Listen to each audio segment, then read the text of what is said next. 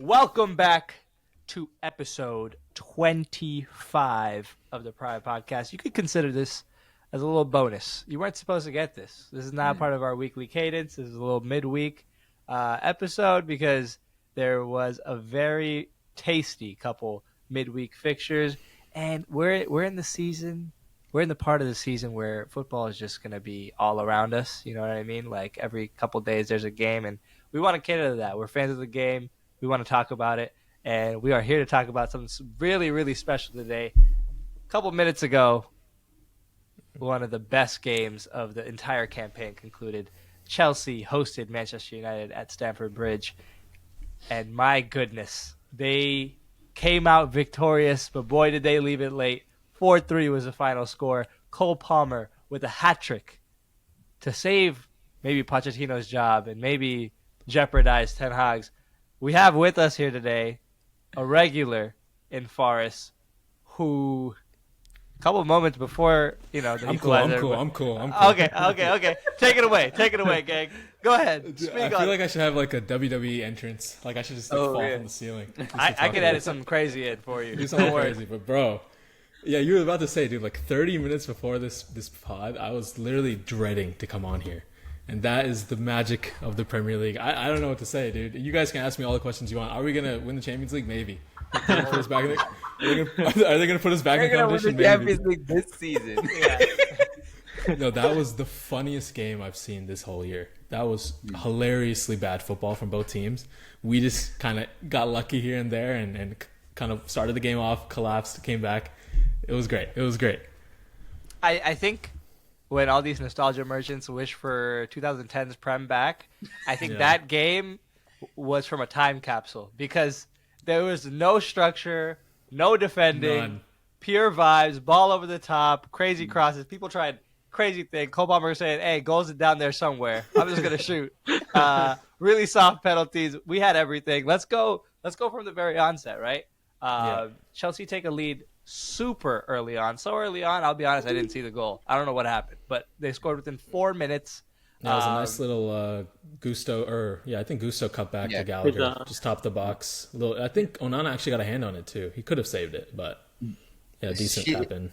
But it was something he should have saved, I feel like. It was a really bad take from Onana. It took like the smallest bounce, but it was still like under his hand. Mm-hmm. Fair enough. Onana is not really known for the greatest keeping, so you can't really count on that one.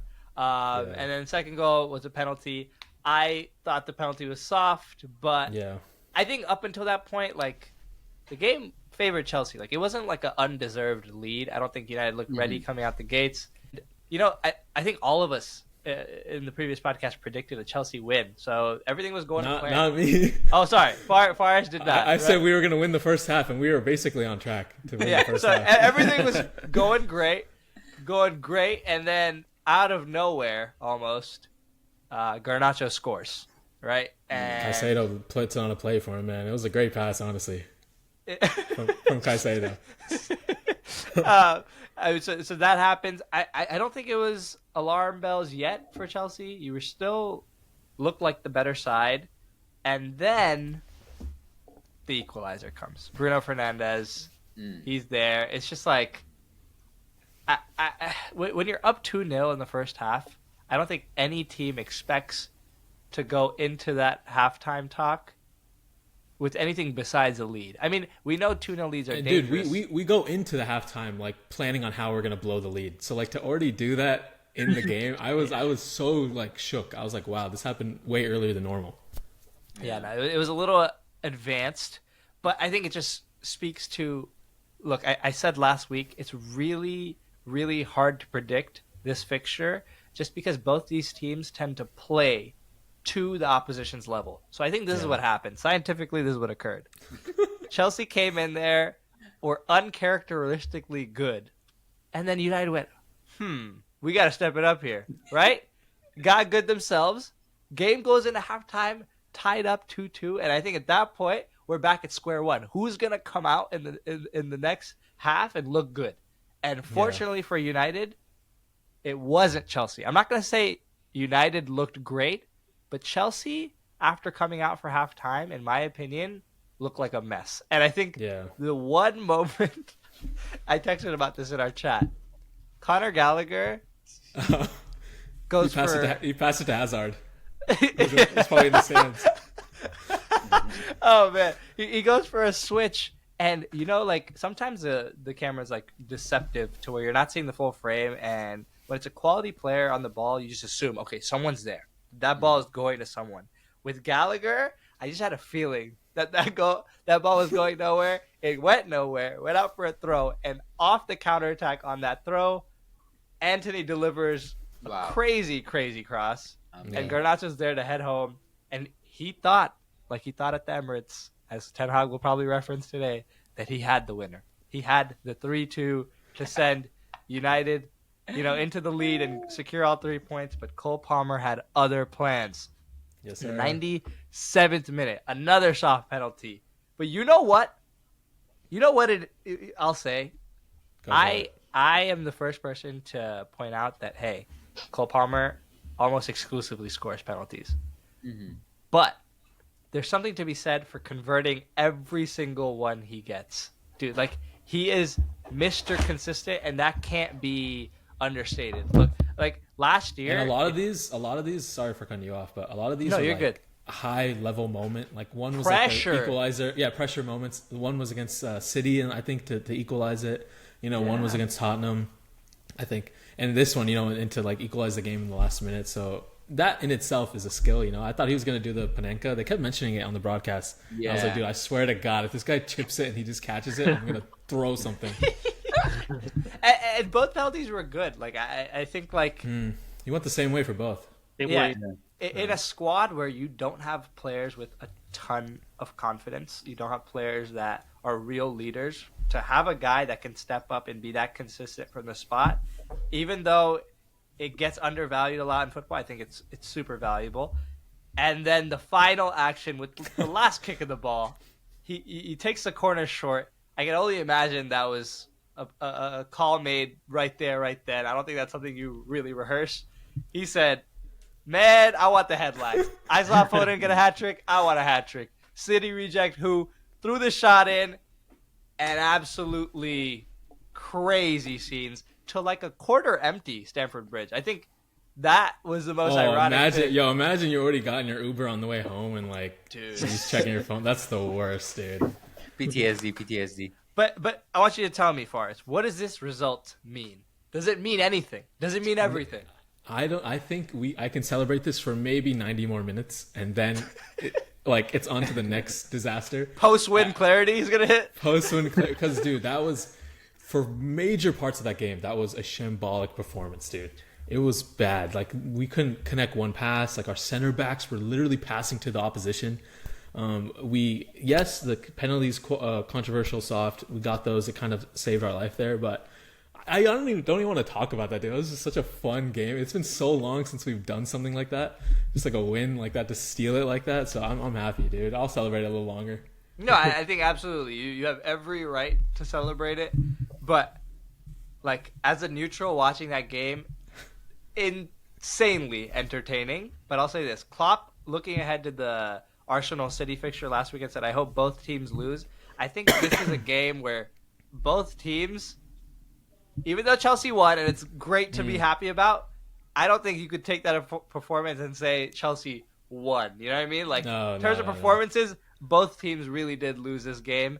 And I think it's everything we expected, right? Like, we know you guys aren't tactically sound. We know there's individuals in both of these teams that are just do crazy, erratic things, and it delivered on every front. And I'm just glad we had a game that did that after the disappointment of the last. We should open it up to the rest, bro. I've been like cheesing for like 5 minutes. No, I have a question for the Chelsea fans out there. So like, given like we're a year and a half or a full year after like the big summer signings of the new Clear Lake acquisition, who do you think? So you guys have signed a lot of young talents that have a lot of potential, but who do you think after a year of playing has like the potential to just stay and like become the centerpiece of this team? Do you want like the logistical, like what I think the club thinks, or you want what I prefer, like price tags aside? Yeah. What do you think? I would say obviously Palmer today. I would say Malo Gusto. Yeah. He's the one that I would build around. There are a handful of guys that I can't really comment on because they haven't played enough. Like Nkunku, Reece James, like those guys.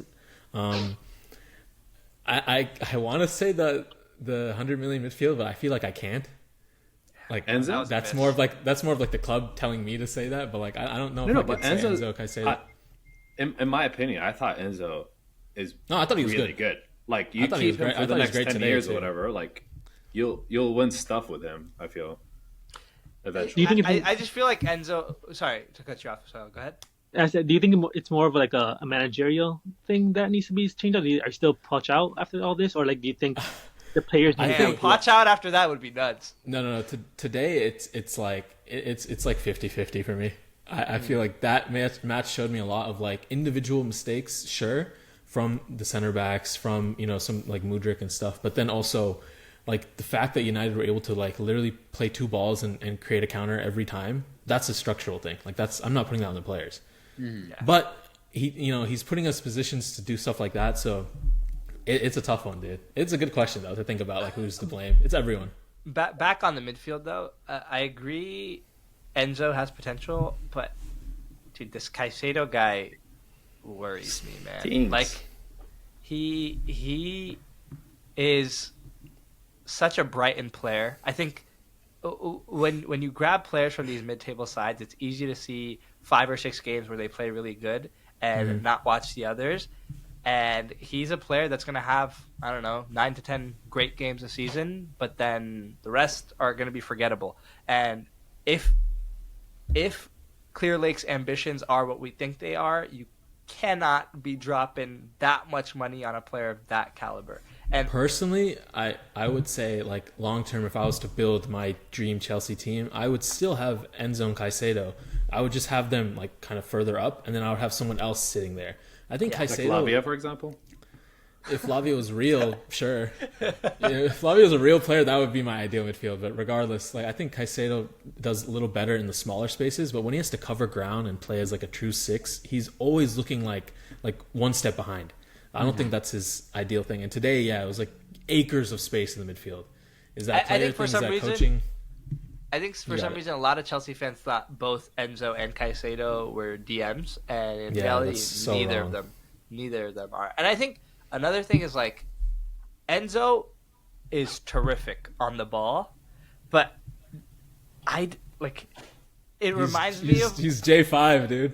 No, it reminds me of when Arsenal signed Ozil back in like 2013. It was right. Like we didn't really have a complete midfield to add such a great weapon to, and I think Enzo's similar in that like. He should have been your finishing piece, right? If you added him to a team like City, a team like Arsenal, a team like Liverpool, I swear he would be in like the top 10 for Ballon d'Or. Just because we've seen him in that Argentina midfield excel with cover around him, right? In this Chelsea team where he's fighting for scraps, right? Where he's having to do a lot of cleanup, it's not suiting him. So I agree that's one you hold, but I don't know. I'm not convinced. I think there's no shot in hell that there's gonna be a rearrange of like the 100 million midfielders anytime soon in Chelsea's future. I mean, they're not gonna. But I'm saying like, what should happen. Yeah, I don't the think question, Nibs, who would you keep? Who would you build Chelsea around? Caicedo, Enzo are two of the first names that are gonna have to be in your future. It's like a non-negotiable at this point. Like, there's no chance in hell that. You like even if you think like they're not performing this season, you shouldn't think like, oh, I'm gonna sell this player. That just think about it this way. Think about it. This is how I'd pose the question, Nibs. If I gave you a magical receipt, and you could get all the money back for Caicedo today, do you do it? Yes or no? I say yes. You still don't do it because I think yes. No, I think you get someone else. Yeah, I'd say no. I'd say no. Really? Because like that's just like 15.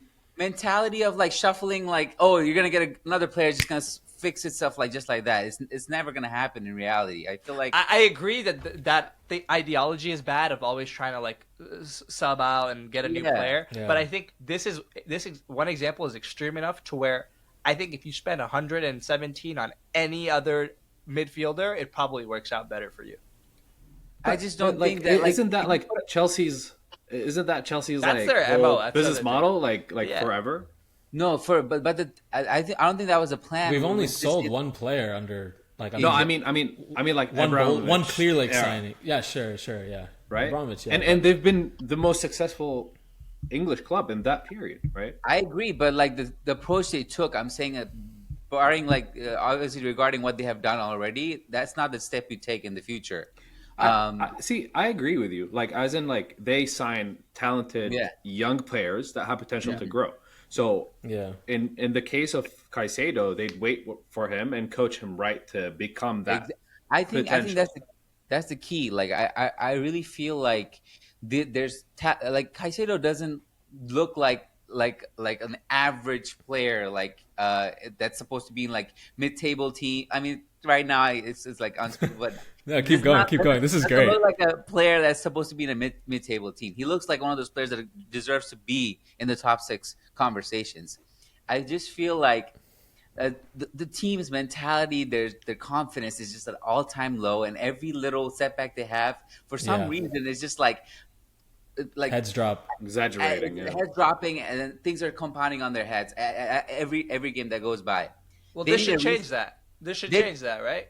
They should Hopefully. change that. New And I manager. feel like exactly that's the thing. I really just feel like either you got to change the manager, or you just got to like somehow he has to But get control of don't the you player. think that like him even doing this with like, let's say, all these 21, 22-year-olds who they're all trying to develop at the same time, like I feel like this season in itself is pretty like difficult for like anyone else to come in and just, it's not like a 100%. ready thing. It's not like built for the next guy, you know? If you treat Yeah. Pochettino as the middleman, like let me get these guys physically ready and ready for, like, I don't know if we're at that stage yet. I think you have to let Poch little Yeah. by little get these guys to that point. The thing is, the project you guys took on is like so difficult. Like so I don't stupid. think there's a solution to this. Like other than just like riding your luck, getting these like Cole Palmer being in this team is the only goddamn thing that's holding this team together. I feel From like relegation. and the rest of the team, like from today's performance, you can tell the rest of the team knows that as well. Every time they're Dude, going they forward, went to Cole. No, forget in the game. After the game, dog. I've never seen glurping like this in my life. Every player was trying to get an autograph from Palmer. It's All there. right, let him live, bro. even that last corner, they said, "Oh, Cole is free, bro. Fuck the to tactic. him. I'm sending the ball to him. He's going in." That's big, bro. And Hello, honestly, bro. to his credit, man, he is carrying the team like I haven't seen anybody else carry. Like I saw an interesting take, and I'm gonna be a little bit of a problem here. And Forrest, I want to hear your thoughts. Yeah, go for it. First, I'll say something funny. Someone said, "Imagine if João Felix was here instead of Palmer." And I Dude, think we'd have a 20-minute like art of passing comp, but no goals. you'd be competing with Sheffield right now, dog. But the actual point that I also saw on Twitter that I wanted to bring up, someone said they think that this Palmer season is only so good because you are so bad, and that once this Chelsea team actually improves, you will see his impact become a lot more limited. And the parallel I kind of drew from my experience is what happened with Smith Rowe. Oh, Like, you remember Smith Rowe in that Arsenal team that was 8th in the league, and it was like tragic for us, right? Like, but he looked like a gem, and now that we're really good, you see less and less of him. Obviously, there was injuries and other stuff within that, but like, I think there are some players that look better in worse teams. Do you think Palmer's one of them? I agree with the sentiment on like he's going to be a high volume player because they're kind of like giving him all that offensive reign. But I don't know if I see anything of like, let's say he's being asked to take less shots or less ball possession. That's going to make him be a worse player.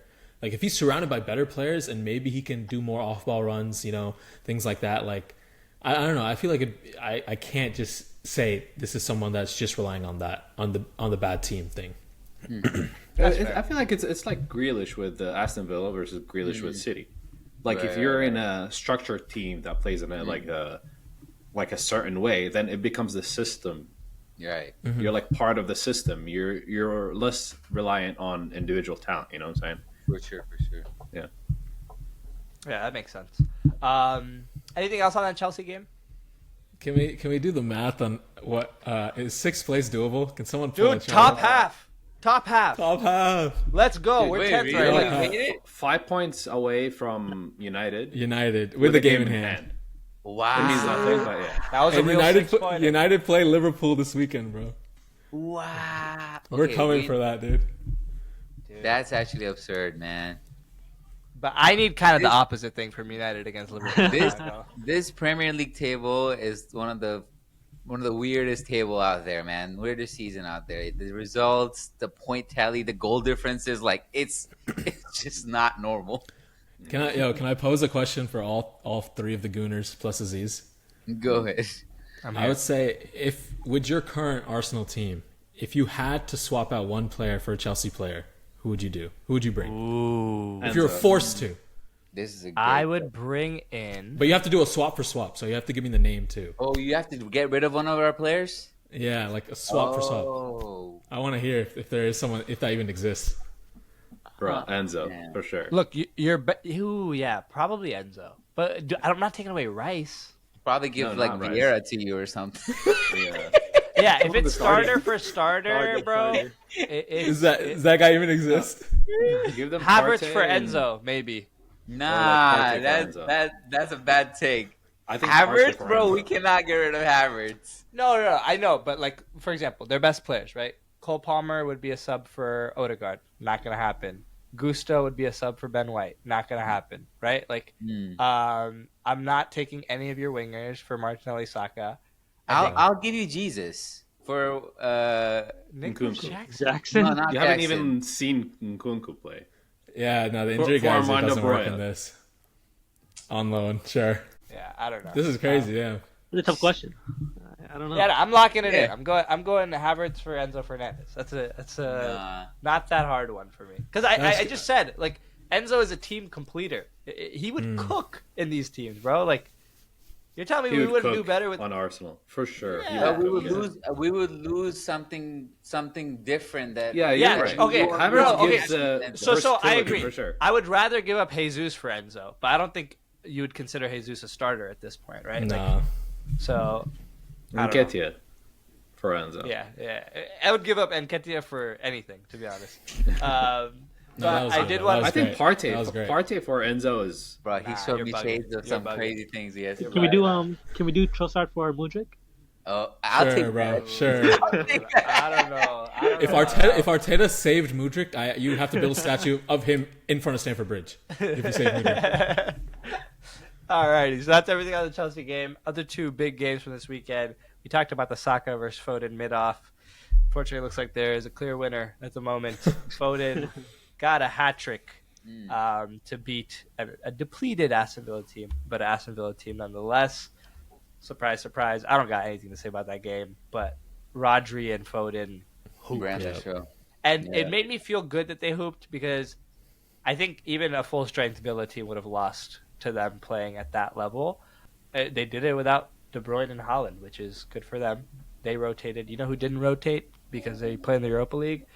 Liverpool, who, to be honest, it's 3-1, but they Dude, it was close. just scraped it, honestly, It was close. against Sheffield United.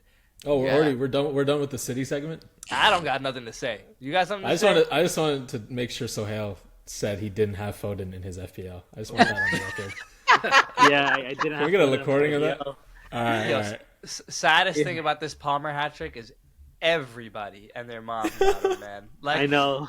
it Should've did captained nothing for anybody. Should have dude. captained him. It's all right, man. It happens.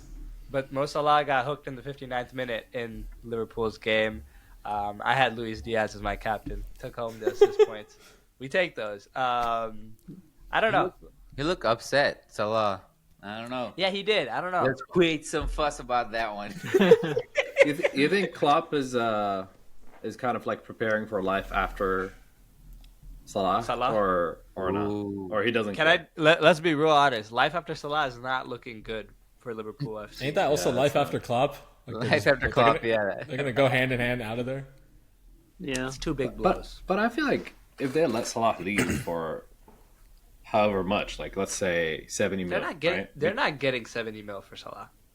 They're getting if they sell him to Saudi, they're getting 70 mil. Yeah. Oh, for Saudi, yeah, but Saudi's not real. Like I saw somebody's bidding 40 for Kyle Walker from Saudi, and it's just like. I mean that's Aziz, can you text someone and double check? Also, I can double check.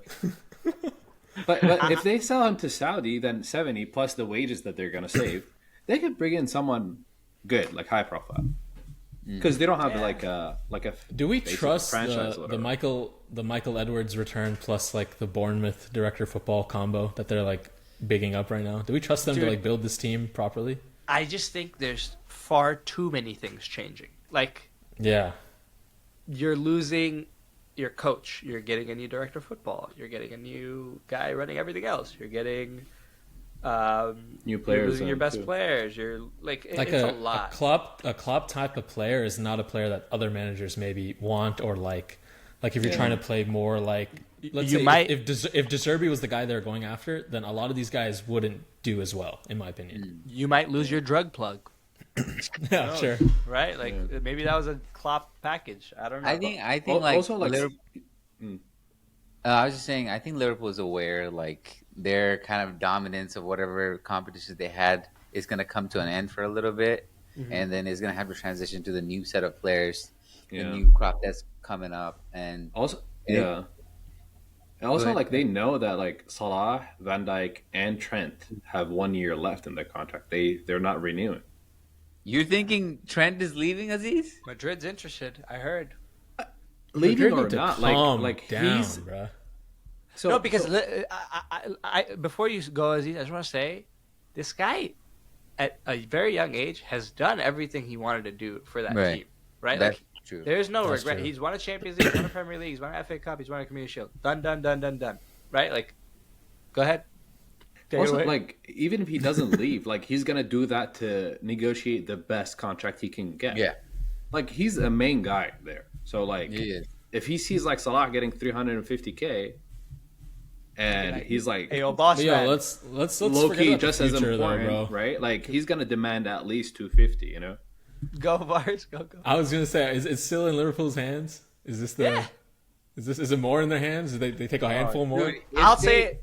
if they beat Man United and Old Trafford this Sunday, So, yeah. it's wraps. Let's talk Well, about it. Spurs. We already, Raps. yeah, it- Raps. Raps this is is the crazy. last stand. United is the last stand because they're That's the the only only team that's gonna go for it. I see too many teams just roll over for this Yeah. Liverpool team, That's kind of sad. and we know Spurs. What's gonna happen then with the referees? That one, Yeah. even if Spurs try, they can't win that one. That's the But Man Villa, United, Old Trafford, it's set up. It's set up to be hilarious if Liverpool lose. It's set up to be a really, really great victory if they win, right? So let's get our predictions in. Come on. I'm going 1-1 draw. Ifty's been pretty on it recently too. That could happen. I'm gonna go with a 2-1 Liverpool win. That's 2-1 on the cards. Liverpool win. Talk to him. So, Hail Nibs, don't be shy. I'm gonna go for a Liverpool win too because I've been getting these wrong. So Just play it safe. Yeah, man. I don't know. I think I'm gonna have to go with Ifty. Side with Ifty on this one. 1-1 draw. But I do want to say that I don't think, let's say Liverpool do come out with the win this weekend. They still got Villa on the road. That's going to be a tough match. It doesn't play into the narrative. It doesn't just say I'm just saying, like, I'm not ruling out like any of the. And I think you mentioned it before, like that Fulham game on the road. Fulham's beaten yeah, Arsenal. They beat someone else. I think Tottenham. They beat Tottenham Yeah. recently. So like they're a scary team too on the road. So. Listen, I think Liverpool are starting to feel the pressure. I'm going to be Yeah. honest. And you know what's crazy?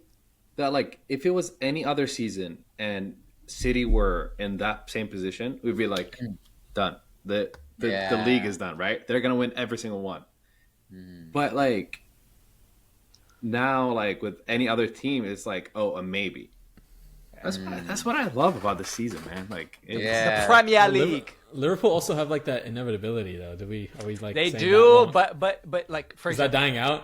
no, the fact that they're having to cash in inevitability checks against Sheffield, That's Yeah, worrying. he's sign. Well, I dangerous. feel like that's what Cash- Arsenal was last year. I feel like that's what Arsenal was last year. You're right. Exactly. You're right. And it They was were I am- cashing in these, unsustainable. like last minute winners against subpar teams, you know, and then inevitably like they fell under pressure. The luck will run out, and I look at little things. I look at Jurgen Klopp in his press conference pretending like he didn't know Arsenal and City were playing. I look at Klopp in that same preference saying, "Oh, we weren't favorites when we played Arsenal."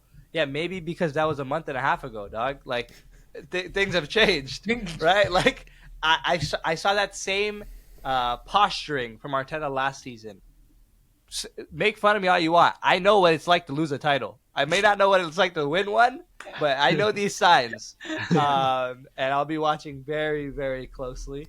I think if they get Allison and Trent in for some of the run in, Endo, Jota, like those guys, like they'll have enough. I think they'll have enough. Oh, yeah? I'm still with City though. Like that might be you guys think City are finished, I've right? got him out of here. I don't think Really? so. I don't think so. But I don't know. If I could tell you with accuracy, then we wouldn't be here. Another fun thing I saw that I didn't know, and I figured I'd share. So Bayer Leverkusen won in the semifinals of the DFB Pokal, and they are now in the final. Right? They're obviously so many points clear in the table for the league, and they also look, favorites to be in that Europa League final. Very much on for a treble, but not just any treble, an undefeated treble in all competitions, right? They didn't lose any group stage games, right? So this could be special. What I didn't know, a few months after I was born, Bayer Leverkusen were on for a treble in the Champions League, and they, one of football's greatest tragedies, lost all three competitions. Oh, fuck. So is that the Madrid semifinal or final? Yeah, final. Yeah, Zidane. Yeah. Oof. So this That's is set up history, to though. be the greatest retribution, or probably a lot of people killing themselves this day. I'm not gonna lie. If they did it in 2002, it's coming this year. But yeah, I thought that was pretty interesting. I didn't know about it. Anything else from you guys? Just Nada? pure love of the game. So one thing I wanted to talk about was like when you mentioned like, oh, this is a Brighton player, right? Like as in like Caicedo, he's a Brighton player. But like the one signing that I wasn't really excited about was McAllister, and he proved me wrong so much, man. You know what I think the difference is? Yeah. McAllister was Brighton. I've come to realize that more and more. Like, that guy can single-handedly run a midfield. He does everything, and he does it well. You look at his goal today; it's beautiful. I think a lot of people thought Caicedo was that too, but like these I things don't show know if the later. Brighton thing works though. I mean, Ben White and Trossard, those are Brighton players. Look, for the first, like I don't think Caicedo's a lost cause. I think maybe that could be coached out of him. But look at Trossard. There are a lot of games where Trossard does nothing, and there are a lot of games where he is on fire. Right, like that same symptom. Maybe his hit ratio is better than Caicedo right now, but that inconsistency is still there. I don't know. Give us some time, man. I'm like, I can say that right now. You might have to edit this out later when we lose to Sheffield this weekend, but you give us some time. Let's build. Let's cook something. Yo, Poch in, bro. 5-year contract. But I don't know about Poch though. Like he has I done actually don't nothing know. in his entire career. Like what I has he understand, done? but I just think it's inappropriate to talk about this today. You gotta let him. You gotta let him have his day. All right. This is the first segment where I haven't had to like stand as a representative of Chelsea's loss. Yeah. This is the first time I could celebrate a win, dude. You weren't on trial Alhamdulillah. today. Literally. You weren't on trial at all. So that was a nice, quick, short episode. Episode 25. It was a great episode, I think. Yeah, thank you guys for watching, and we will see you next time.